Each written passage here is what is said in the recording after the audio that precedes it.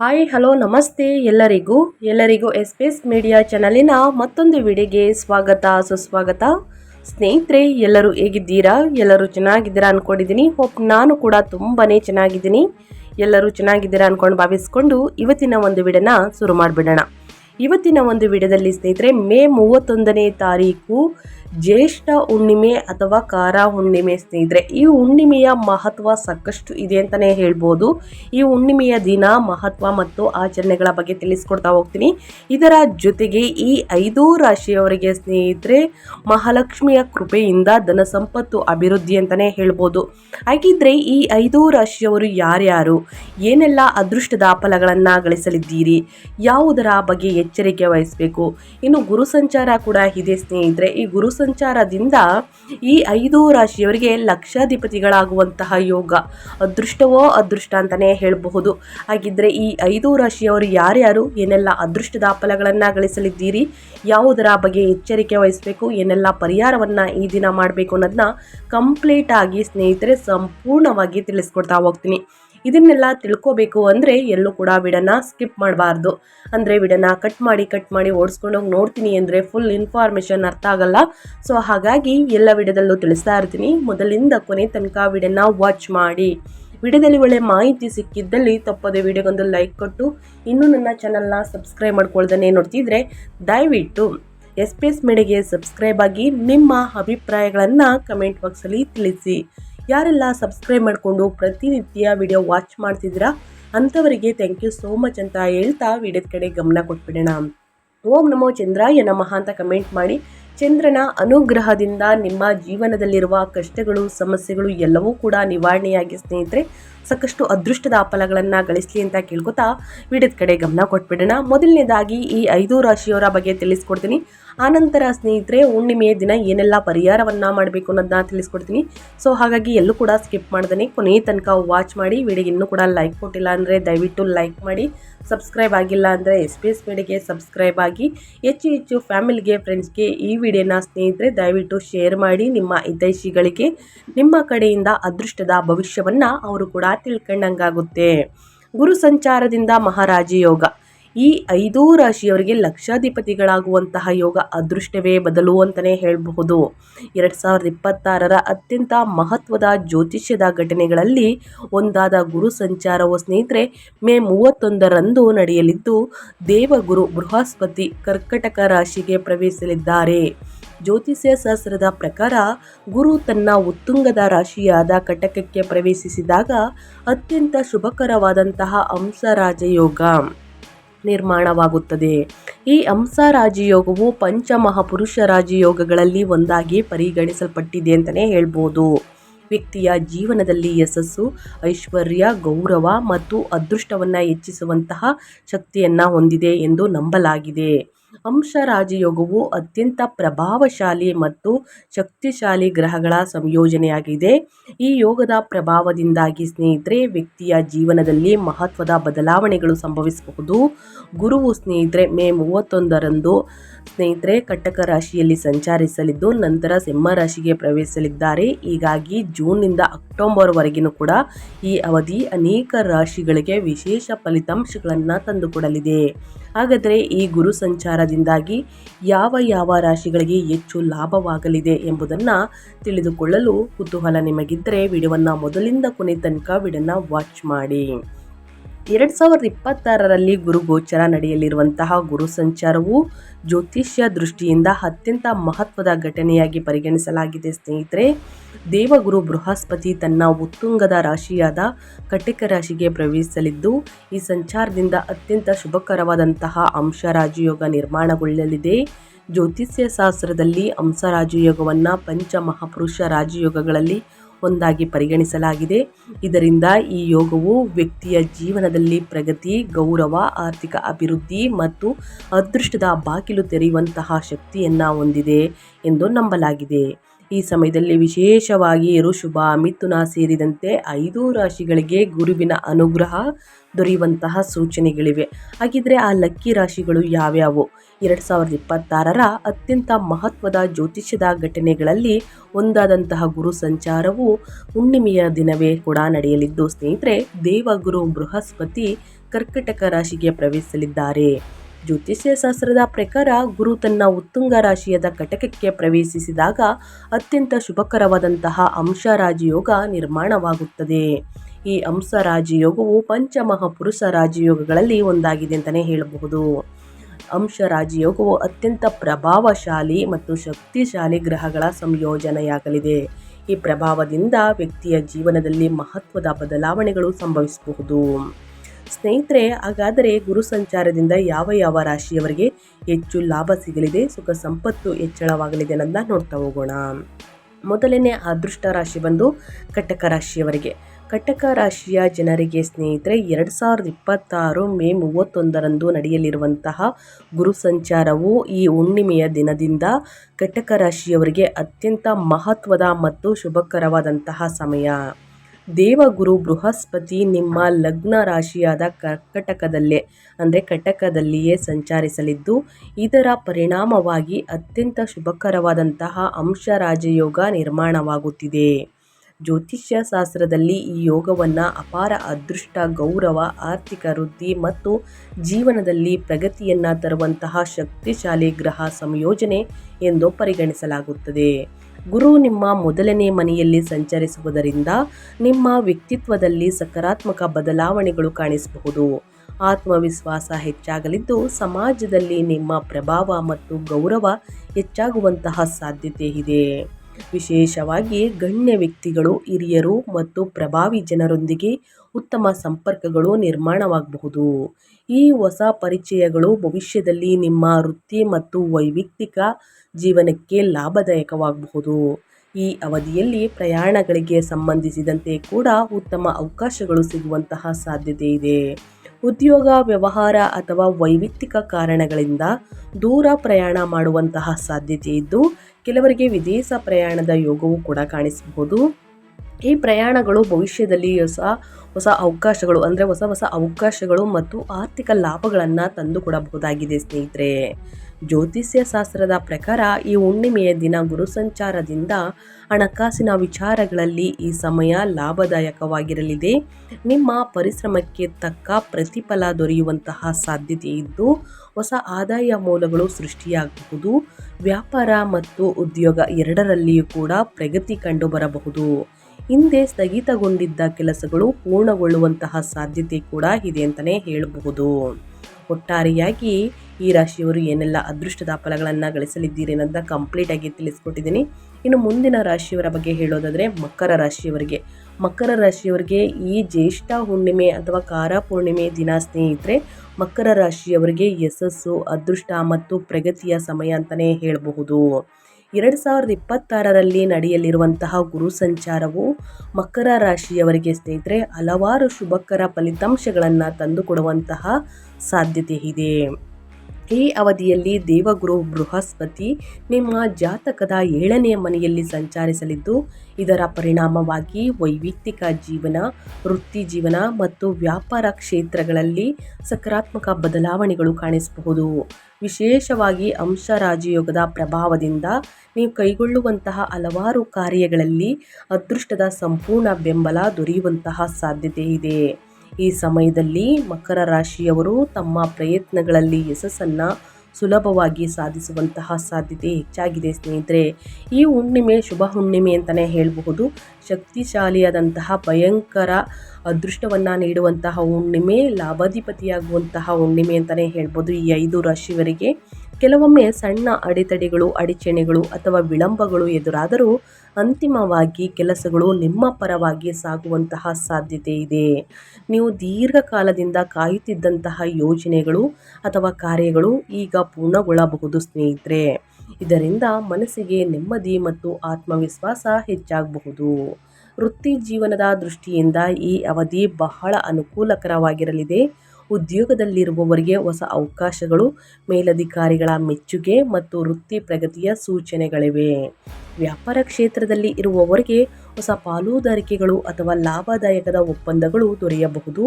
ನಿಮ್ಮ ಪರಿಶ್ರಮಕ್ಕೆ ತಕ್ಕ ಪ್ರತಿಫಲ ಸಿಗುವಂತಹ ಸಾಧ್ಯತೆ ಹೆಚ್ಚಾಗಿದೆ. ವೈಯಕ್ತಿಕ ಮತ್ತು ಕುಟುಂಬ ಜೀವನದಲ್ಲಿಯೂ ಉತ್ತಮ ಬೆಳವಣಿಗೆಗಳು ಕಂಡುಬರುವಂತಹ ಸಾಧ್ಯತೆ ಇದೆ. ಮಕರ ರಾಶಿಯವರಿಗೆ ಇನ್ನು ಕುಟುಂಬ ಸದಸ್ಯರೊಂದಿಗೆ ಹೊಂದಾಣಿಕೆಗೆ ಹೆಚ್ಚಾಗಬಹುದು ಮತ್ತು ಸಂಬಂಧಗಳಲ್ಲಿ ಹೆಚ್ಚು ಸಾಮರಸ್ಯ ಕಾಣಿಸಬಹುದು. ವಿವಾಹಿತರಿಗೆ ದಾಂಪತ್ಯ ಜೀವನದಲ್ಲಿ ಸಂತೋಷ ನೆಮ್ಮದಿ ಹೆಚ್ಚಾಗುವಂತಹ ಸಾಧ್ಯತೆ ಇದೆ. ಈ ಅವಧಿಯಲ್ಲಿ ಮಕರ ರಾಶಿಯವರಿಗೆ ಪ್ರಯಾಣಗಳಿಗೆ ಸಂಬಂಧಿಸಿದಂತೆ ಕೂಡ ಶುಭ ಫಲಗಳು ದೊರಕಬಹುದು. ಉದ್ಯೋಗ, ವ್ಯಾಪಾರ ಅಥವಾ ವೈಯಕ್ತಿಕ ಕಾರಣಗಳಿಂದ ದೂರ ಪ್ರಯಾಣ ಮಾಡುವ ಅವಕಾಶಗಳು ಎದುರಾಗಬಹುದು. ಈ ಪ್ರಯಾಣಗಳು ಭವಿಷ್ಯದಲ್ಲಿ ಆರ್ಥಿಕ ಲಾಭ ಮತ್ತು ಹೊಸ ಅವಕಾಶಗಳನ್ನು ತಂದುಕೊಡುವಂತಹ ಸಾಧ್ಯತೆ ಹೊಂದಿದೆ. ಕೆಲವರಿಗೆ ವಿದೇಶ ಪ್ರಯಾಣ ಯೋಗವು ಕಾಣಿಸಬಹುದು ಸ್ನೇಹಿತರೆ. ಒಟ್ಟಾರೆಯಾಗಿ ಮಕರ ರಾಶಿಯವರು ಏನೆಲ್ಲ ಅದೃಷ್ಟದ ಫಲಗಳನ್ನು ಗಳಿಸಲಿದ್ದೀರಿ ಅನ್ನೋದನ್ನ ಕಂಪ್ಲೀಟ್ ಆಗಿ ತಿಳಿಸ್ಕೊಟ್ಟಿದ್ದೀನಿ. ಇನ್ನು ಮುಂದಿನ ರಾಶಿ ಬಂದು ಮಿಥುನ ರಾಶಿಯವರಿಗೆ. ಮಿಥುನ ರಾಶಿಯವರು ಕೂಡ ಈ ಹುಣ್ಣಿಮೆಯ ದಿನದಿಂದ ಏನೆಲ್ಲ ಅದೃಷ್ಟದ ಫಲಗಳನ್ನು ಗಳಿಸಲಿದ್ದೀರಿ, ಯಾವುದರ ಬಗ್ಗೆ ಬಹಳಷ್ಟು ಎಚ್ಚರಿಕೆ ವಹಿಸಬೇಕು ಅನ್ನೋದನ್ನ ತಿಳಿಸ್ಕೊಡ್ತಾ ಹೋಗ್ತೀನಿ. ಇಲ್ಲೂ ಕೂಡ ಸ್ಕಿಪ್ ಮಾಡ್ದೇ ನಿಧಾನವಾಗಿ ವಿಡಿಯೋವನ್ನು ಸಂಪೂರ್ಣವಾಗಿ ವಾಚ್ ಮಾಡಿ ಸ್ನೇಹಿತರೆ. ಕೊನೆಯಲ್ಲಿ ಪರಿಹಾರವನ್ನು ತಿಳಿಸ್ಕೊಡ್ತೀನಿ ಅಂತ ಹೇಳ್ತಾ, ಮಿಥುನ ರಾಶಿಯವರಿಗೆ ಮೇ 31ನೇ ತಾರೀಕು ಜ್ಯೇಷ್ಠ ಪೂರ್ಣಿಮೆ ಇದೆ ಸ್ನೇಹಿತರೆ. ಈ ಹುಣ್ಣಿಮೆಯ ದಿನದಿಂದ ಏನೆಲ್ಲ ಅದೃಷ್ಟದ ಫಲಗಳನ್ನು ಗಳಿಸಲಿದ್ದೀರಿ ಅಂದರೆ, ಧಾರ್ಮಿಕ ಮತ್ತು ಆಧ್ಯಾತ್ಮಿಕ ಚಟುವಟಿಕೆಗಳತ್ತ ಆಸಕ್ತಿ ಹೆಚ್ಚಾಗಬಹುದು ಮಿಥುನ ರಾಶಿಯವರಿಗೆ. ಇದರ ಜೊತೆಗೆ 2026ರಲ್ಲಿ ಮೇ 31 ಭಾನುವಾರದ ದಿನ ನಡೆಯಲಿರುವಂತಹ ಗುರು ಸಂಚಾರವು ಮಿಥುನ ರಾಶಿಯವರಿಗೆ ಹಲವು ರೀತಿಯ ಶುಭಕರ ಬದಲಾವಣೆಗಳನ್ನು ತರಲಿದೆ. ಈ ಅವಧಿಯಲ್ಲಿ ದೇವಗುರು ಬೃಹಸ್ಪತಿ ನಿಮ್ಮ ಜಾತಕದ 2ನೇ ಮನೆಯಲ್ಲಿ ಸಂಚರಿಸಲಿದ್ದು, ಇದರ ಪರಿಣಾಮವಾಗಿ ಆರ್ಥಿಕ ಸ್ಥಿತಿ, ಕುಟುಂಬ ಜೀವನ ಮತ್ತು ಸಾಮಾಜಿಕ ಸಂಬಂಧಗಳಲ್ಲಿ ಸಕಾರಾತ್ಮಕ ಬೆಳವಣಿಗೆಗಳು ಕಂಡುಬರುವಂತಹ ಸಾಧ್ಯತೆ ಇದೆ ಸ್ನೇಹಿತರೆ. ಇನ್ನು ವಿಶೇಷವಾಗಿ ಅಂಶ ರಾಜಯೋಗದ ಪ್ರಭಾವದಿಂದ ಜೀವನದಲ್ಲಿ ಗೌರವ, ಹೊಸ ಅವಕಾಶಗಳು ಮತ್ತು ಮಾನಸಿಕ ಶಾಂತಿ ಹೆಚ್ಚಾಗಬಹುದು. ಈ ಸಮಯದಲ್ಲಿ ಮಿಥುನ ರಾಶಿಯವರ ಸಮಾಜದಲ್ಲಿ ಗಣ್ಯ ಮತ್ತು ಪ್ರಭಾವಿ ವ್ಯಕ್ತಿಗಳೊಂದಿಗೆ ಹೊಸ ಪರಿಚಯಗಳನ್ನು ಬೆಳೆಸುವಂತಹ ಸಾಧ್ಯತೆ ಇದೆ. ಈ ಸಂಪರ್ಕಗಳು ನಿಮ್ಮ ಭವಿಷ್ಯದಲ್ಲಿ ನಿಮ್ಮ ವೃತ್ತಿ ಜೀವನ ಮತ್ತು ವೈಯಕ್ತಿಕ ಬೆಳವಣಿಗೆಗೆ ಸಹಾಯಕವಾಗಬಹುದು. ಉದ್ಯೋಗ ಕ್ಷೇತ್ರದಲ್ಲಿ ಹೊಸ ಅವಕಾಶಗಳು ದೊರೆಯುವಂತಹ ಸಾಧ್ಯತೆ ಇದ್ದು, ವ್ಯಾಪಾರದಲ್ಲಿರುವವರಿಗೆ ಸಹ ಲಾಭದಾಯಕ ಸಂಪರ್ಕಗಳು ರೂಪುಗೊಳ್ಳಬಹುದು. ಪ್ರಯಾಣಗಳಿಗೆ ಸಂಬಂಧಿಸಿದಂತೆ ಕೂಡ ಈ ಅವಧಿ ವಿಶೇಷವಾಗಿರಲಿದೆ ಮಿಥುನ ರಾಶಿಯವರಿಗೆ. ಸ್ನೇಹಿತರೆ, ದೂರ ಪ್ರಯಾಣ ಅಥವಾ ಧಾರ್ಮಿಕ ಯಾತ್ರೆಗಳ ಅವಕಾಶಗಳು ಸಿಗುವಂತಹ ಸಾಧ್ಯತೆ ಇದೆ. ಕೆಲವರು ಉದ್ಯೋಗ, ವ್ಯವಹಾರ ಅಥವಾ ಕುಟುಂಬ ಕಾರಣಗಳಿಂದ ವಿದೇಶ ಅಥವಾ ದೂರದ ಸ್ಥಳಗಳಿಗೆ ಪ್ರಯಾಣ ಮಾಡುವಂತಹ ಸಾಧ್ಯತೆಯೂ ಕೂಡ ಇದೆ. ಈ ಪ್ರಯಾಣಗಳು ಕೇವಲ ಅನುಭವಕ್ಕಷ್ಟೇ ಅಲ್ಲ, ಭವಿಷ್ಯದಲ್ಲಿ ಲಾಭದಾಯಕದ ಅವಕಾಶಗಳನ್ನು ತಂದುಕೊಡಬಹುದು. ಇನ್ನು ಆರ್ಥಿಕವಾಗಿ ಈ ಸಮಯದಲ್ಲಿ ಆದಾಯ ಸ್ಥಿರವಾಗಿರಬಹುದಾದರೂ ಶುಭ ಕಾರ್ಯಗಳು ಮತ್ತು ಧಾರ್ಮಿಕ ಕಾರ್ಯಕ್ರಮಗಳಿಗೆ ಹೆಚ್ಚಿನ ವೆಚ್ಚವಾಗುವಂತಹ ಸಾಧ್ಯತೆ ಇದೆ, ಅಂದರೆ ಖರ್ಚಾಗುವಂತಹ ಸಾಧ್ಯತೆ ಇದೆ ಅಂತಲೇ ಹೇಳಬಹುದು. ಇನ್ನು ಮಿಥುನ ರಾಶಿಯವರಿಗೆ ಕುಟುಂಬದಲ್ಲಿ ಮದುವೆ, ಪೂಜೆ ಅಥವಾ ವಿಶೇಷ ಸಮಾರಂಭಗಳ ಕಾರಣದಿಂದ ಖರ್ಚು ಕೂಡ ಹೆಚ್ಚಾಗಬಹುದು ಸ್ನೇಹಿತರೆ. ಇದು ಒಂದು ಶುಭ ಕಾರ್ಯಕ್ಕೆ ಅಂದ್ಕೊಂಡು ತಿಳ್ಕೋಬೇಕಾಗುತ್ತದೆ. ಮುಂದಿನ ದಿನಗಳಲ್ಲಿ ದುಪ್ಪಟ್ಟು ಲಾಭವನ್ನು ನೋಡಲಿದ್ದೀರಿ ಸ್ನೇಹಿತರೆ. ಈ ಕಾರ ಹುಣ್ಣಿಮೆ ಅಥವಾ ಜ್ಯೇಷ್ಠ ಹುಣ್ಣಿಮೆಯ ದಿನ ಸಾಕಷ್ಟು ಅದೃಷ್ಟವನ್ನು ಈ 5 ರಾಶಿಯವರು ಗಳಿಸಲಿದ್ದೀರಿ ಅಂತ ತಿಳಿಸ್ಕೊಟ್ಟಿದೆ. ಅದರಲ್ಲಿ ಮಿಥುನ ರಾಶಿಯವರು ಒಬ್ಬರು. ಇನ್ನು ಮುಂದಿನ ರಾಶಿಯವರ ಬಗ್ಗೆ ಹೇಳೋದಾದರೆ ಮೀನರಾಶಿಯವರಿಗೆ. ಮೀನರಾಶಿಯವರು ಏನೆಲ್ಲ ಅದೃಷ್ಟದ ಫಲಗಳನ್ನು ಗಳಿಸಲಿದ್ದೀರಿ, ಯಾವುದರ ಬಗ್ಗೆ ಎಚ್ಚರಿಕೆ ವಹಿಸಬೇಕು ಅಂದರೆ, ಮೀನರಾಶಿಯವರಿಗೆ ಪ್ರಗತಿ, ಯಶಸ್ಸು ಮತ್ತು ಶುಭ ಅವಕಾಶಗಳು ಸಮಯ ಸ್ನೇಹಿತರೆ.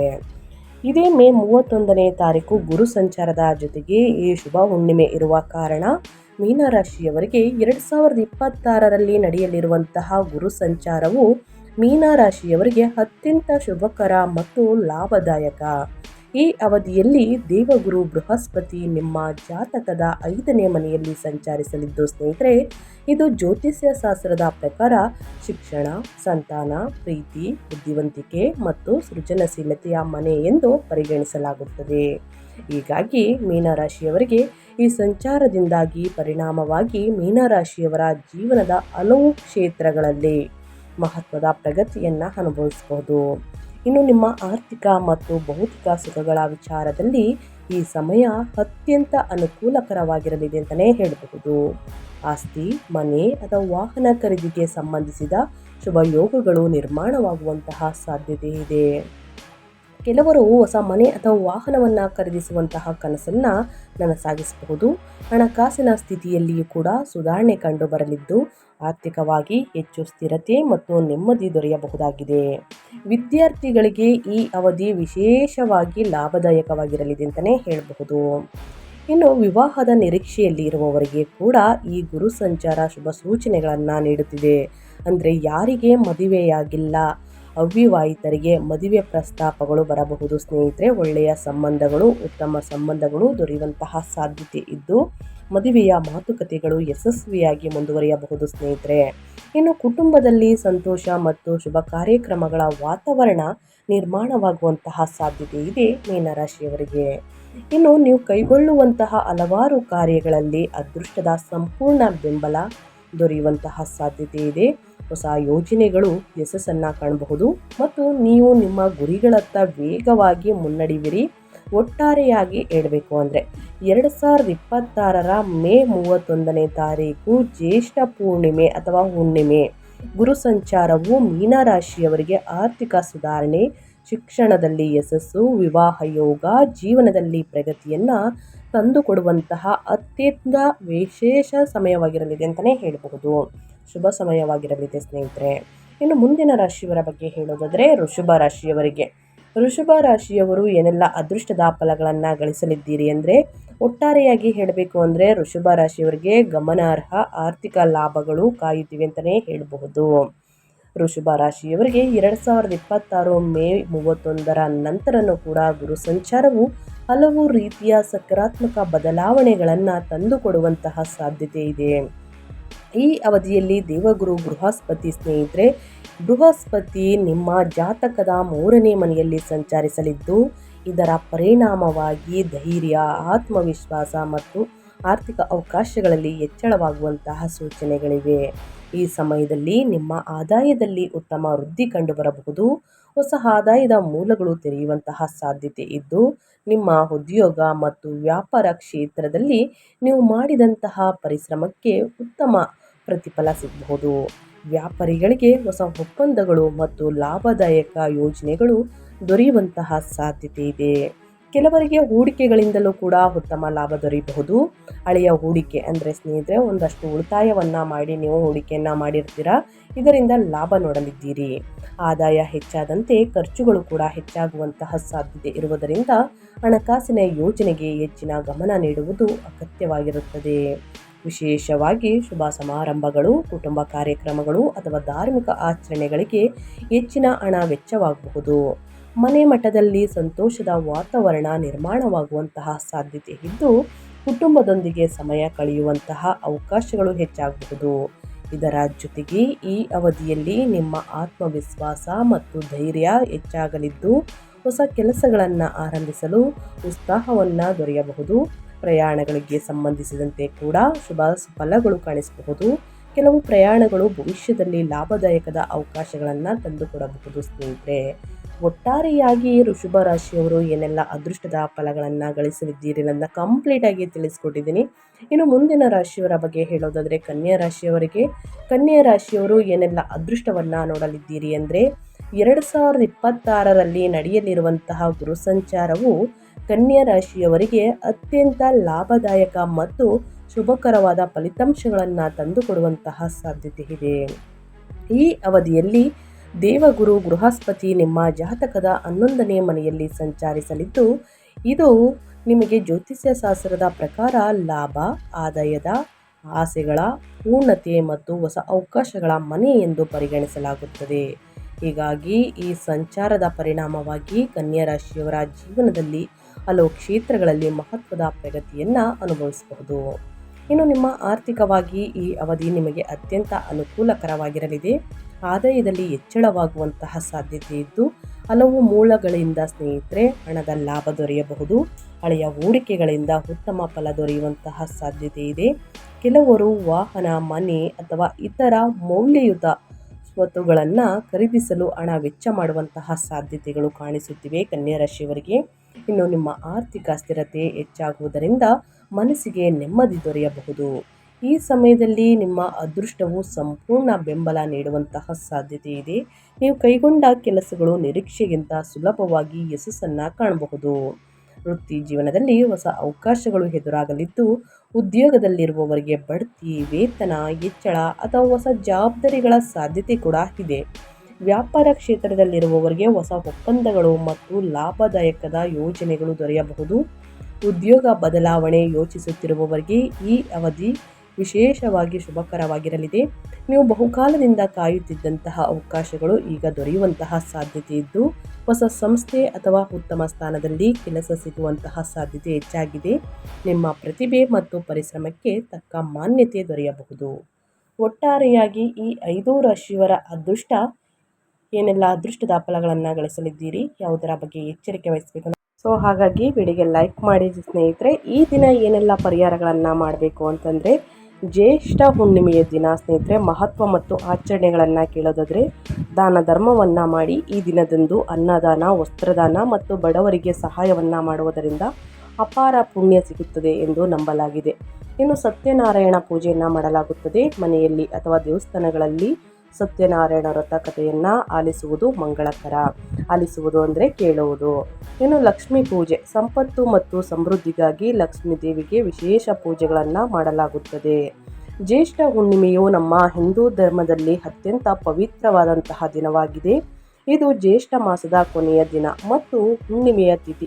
ಈ ದಿನದಂದು ವಿಷ್ಣು ಮತ್ತು ಲಕ್ಷ್ಮೀ ದೇವಿಯನ್ನು ಪೂಜಿಸುವುದರಿಂದ ಸಮೃದ್ಧಿ, ದೈಹಿಕ ಮತ್ತು ಮಾನಸಿಕ ಶಾಂತಿ ಲಭಿಸುತ್ತದೆ ಎಂದು ನಂಬಲಾಗಿದೆ. ಜ್ಯೇಷ್ಠ ಹುಣ್ಣಿಮೆಯ ಮಹತ್ವವನ್ನು ನೋಡೋದಾದರೆ, ವಟ ಸಾವಿತ್ರಿ ವ್ರತವನ್ನು ಕೂಡ ಕೆಲವು ಕಡೆ ಅಂದರೆ ಕೆಲವು ಪ್ರದೇಶಗಳಲ್ಲಿ ಆಚರಿಸಲಾಗುತ್ತದೆ. ಜ್ಯೇಷ್ಠ ಪೂರ್ಣಿಮೆಯಂದು ವಟ ಸಾವಿತ್ರಿ ವ್ರತವನ್ನು ಆಚರಿಸಲಾಗುತ್ತದೆ. ಈ ದಿನ ಮಹಿಳೆಯರು ತಮ್ಮ ಪತಿಯ ದೀರ್ಘಾಯುಸ್ಸು ಮತ್ತು ಯೋಗಕ್ಷೇಮಕ್ಕಾಗಿ ಆಲದ ಮರಕ್ಕೆ ಅಥವಾ ಹರಳಿ ಮರಕ್ಕೆ ಪೂಜೆಯನ್ನು ಸಲ್ಲಿಸುತ್ತಾರೆ, ಪ್ರದಕ್ಷಿಣೆಯನ್ನು ಹಾಕುತ್ತಾರೆ. ಹಾಗಾಗಿ ಯಾರೆಲ್ಲ ಪೂಜೆ ಪುನಸ್ಕಾರಗಳನ್ನು ಮಾಡಬೇಕು, ಆಚರಣೆಗಳನ್ನು ಮಾಡಬೇಕು ಅಂದ್ಕೊಂಡಿದ್ದೀರಾ, ದಯವಿಟ್ಟು ಈ ದಿನ ಶುಭ ದಿನ ಅಂತಲೇ ಹೇಳ್ಬೋದು. ತಪ್ಪದೆ ಮಾಡಿ ಅಂತ ಹೇಳ್ತಾ ನಾನು ವಿಡಿಯೋನ ಎಂಡ್ ಮಾಡ್ತಾ ಇದ್ದೀನಿ. ಇವತ್ತಿನ ಒಂದು ವಿಡಿಯೋದಲ್ಲಿ ಸಂಪೂರ್ಣ ಮಾಹಿತಿ ಸಿಕ್ಕಿದ್ದಲ್ಲಿ, ಈ ವಿಡಿಯೋ ಯೂಸ್ಫುಲ್ ಅನಿಸಿದ್ದಲ್ಲಿ ವಿಡಿಯೋಗೆ ಲೈಕ್, ಕಾಮೆಂಟ್, ಶೇರ್ ಮಾಡಿ. ಮತ್ತೊಂದು ವಿಡಿಯೋದಲ್ಲಿ ಸಿಗ್ತೀನಿ. Thank you for watching.